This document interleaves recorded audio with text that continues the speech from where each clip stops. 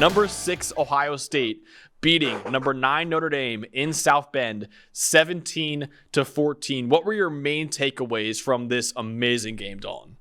The more I looked at this and the more I thought about it and watching it live and then watching a good chunk of it over again and seeing all the metrics, the better team did not win this game. Notre Dame was better offensively. Their offensive grade was roughly 14 points higher. Their defensive grade was about 8.5 points higher. Ohio State's pass protection grade was hovering around a 30.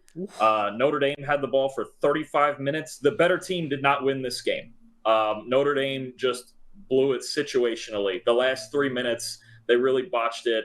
They made the stop with about 4 minutes left, got the ball at their own 10. And the sequence of play calling, they got 2 first downs. They got one on a throw to the sideline, and then they got one running right up the middle. And really the goal beyond that with about 2.5 to go should have been just make Ohio State use all their timeouts. If we can get a first down, cool. It's that classic 2.5 minutes with the ball in a lead situation, right? I think Ohio State had 2 timeouts remaining. Ran the ball. They didn't run the ball straight ahead on first down. All right, they tried to run like a misdirection counter, and it got blown up. So now you're 2nd and 15. Now it's 2nd and 15. The only goal should be to make Ohio State use all their timeouts. So Ohio State uses 1. They have – actually, I think they might have had all 3 and only had to use 2.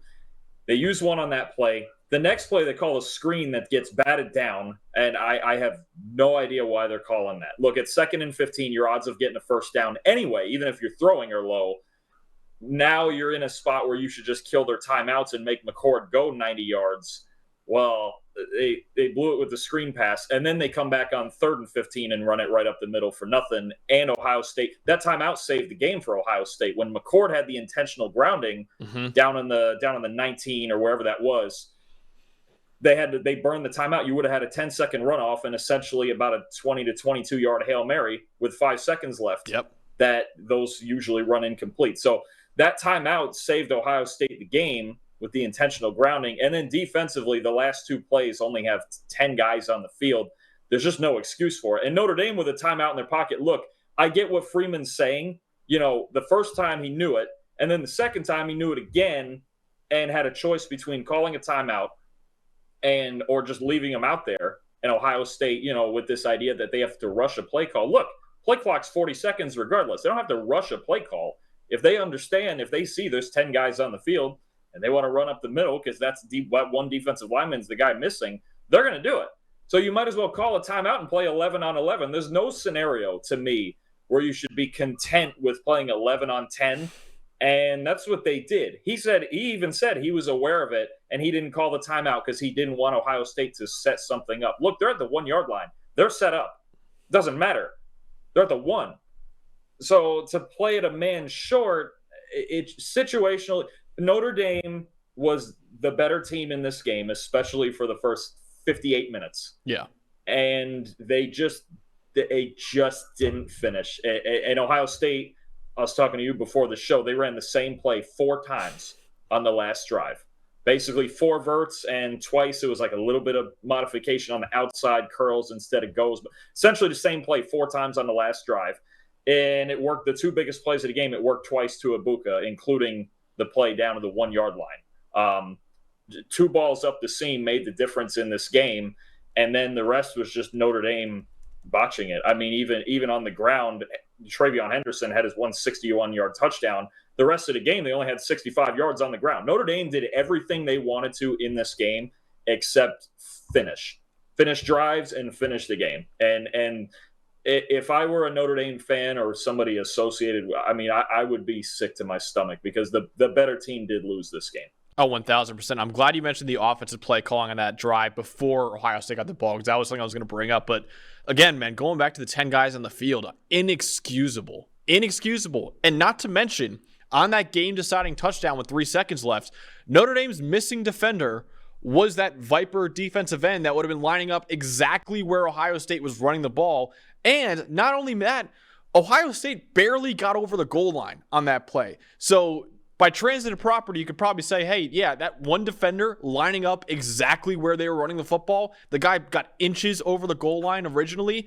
you could make the argument they're going to stop him there if they had an extra defender on the field, man. So inexcusable by Marcus Freeman to not have 11 guys on the field on two of the most critical plays of the game, man. It was awful. But other thing I want to say for Ohio State that they did a really good job of in this game, and I agree with it, Notre Dame was a better team in this game, but we did mention one of the keys to this game for Ohio State was to get pressure on Sam Hartman. They did exactly that in this game. 46.2% pressure rate on the night.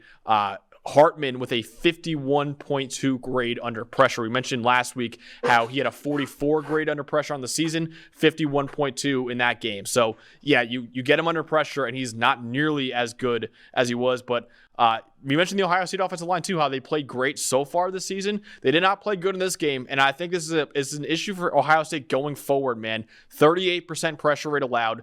The center, Carson Hinsman, had 9 pressures allowed. Now, I will say for Carson, on his behalf, Notre Dame has 2 superstar defensive tackles in Howard Cross III, Riley Mills. In fact, both of them are among the top 3 highest graded defensive tackles in the country right now. So it was a difficult assignment for him, but he didn't do himself any favors, man. 9 pressures allowed in that game. But overall, that Ohio State offensive line, both offensive lines really, really struggled in this game.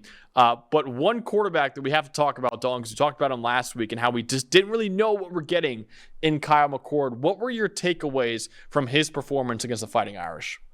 Gutsy.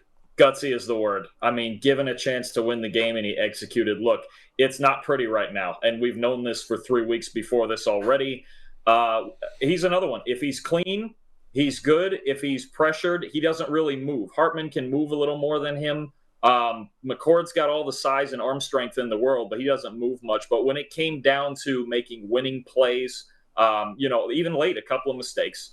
Turnover-worthy play over the middle, intentional grounding that really could have hurt him, but he made big throws when he needed to. 4 big-time throws, 3 of them in the fourth quarter. So just gutsy. I mean, he was just what you needed to win a game like that. That game was, for Ohio State, that game was sheer willpower and just executing in the right moments, and that's what McCord did. And look, am I going to sit here and say he's good enough to go in and beat Michigan yet? No, there's a ton of improvement that needs to be made.